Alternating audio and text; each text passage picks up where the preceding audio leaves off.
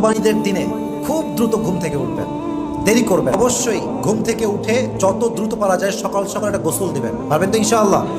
সুন্দর করে গোসল দিবেন। আল্লাহ আমাদেরকে তৌফিক দান করুন। সকলে পড়া আমিন। গোসল হলেন মাশাআল্লাহ, সাবান দিয়ে শ্যাম্পু দিয়ে ফ্রেশ হয়ে জাস্ট গোসল দেওয়া শেষ।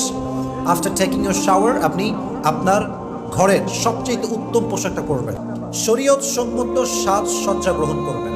এটা জাস্ট নর্মাল পুরুষদের জন্য। মনে করেন যে পারফিউম ইউজ করলেন, একটা ক্রিম আছে নর্মালি মাখলেন, অর্থাৎ শরীয়ত সম্মত নিজেকে সুন্দর করে পরিপাটি করে ঈদগাহে যাবেন। রাজি আছেন তো ইনশাআল্লাহ? একটা সুন্দর আতর ইউজ করবেন, খুশবু পারফিউম ইউজ করবেন। রাজি আছেন তো ইনশাআল্লাহ? ঈদগাহে যাওয়ার পূর্বে কিছু খেয়ে যাবেন। It could be anything. এই মনে করেন যে পায়েস, মিষ্টি, মানে যে কোনো একটা খাবার, বাট মিষ্টি মুখ করা সুন্নাহ। কিছু একটা খেয়ে ঈদগাহে যাবেন। রাজি আছেন তো ইনশাআল্লাহ?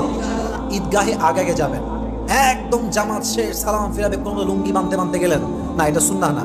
অবশ্যই আগে যাবেন। রাজি আছেন তো ইনশাআল্লাহ? অবশ্যই সম্ভব হলে ঈদগাহে নামাজটা আদায় করা, মসজিদে না করা, এটা আসলে সুন্নাত। ঈদগাহে নামাজ আদায় করা, ঈদগাহে আমরা গিয়ে নামাজটা জামাতের সাথে পড়বো। রাজি আছেন তো ইনশাআল্লাহ? কোনো কিছুতে আরোহণ না করে হেঁটে যাওয়া, এটা সুন্নাত।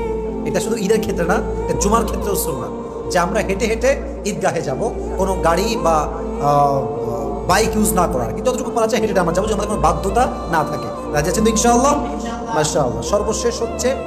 সর্বশেষ সুন্নাত সেটা হচ্ছে যে এক রাস্তা দিয়ে যাওয়া আর এক রাস্তা দিয়ে ব্যাক করা। মনে করেন আপনি গেলেন একদিক দিয়ে, এক মোড় দিয়ে যাওয়ার সময়, আসার সময় আর এক মোড় দিয়ে ব্যাক করবেন, এটা সুন্নাত।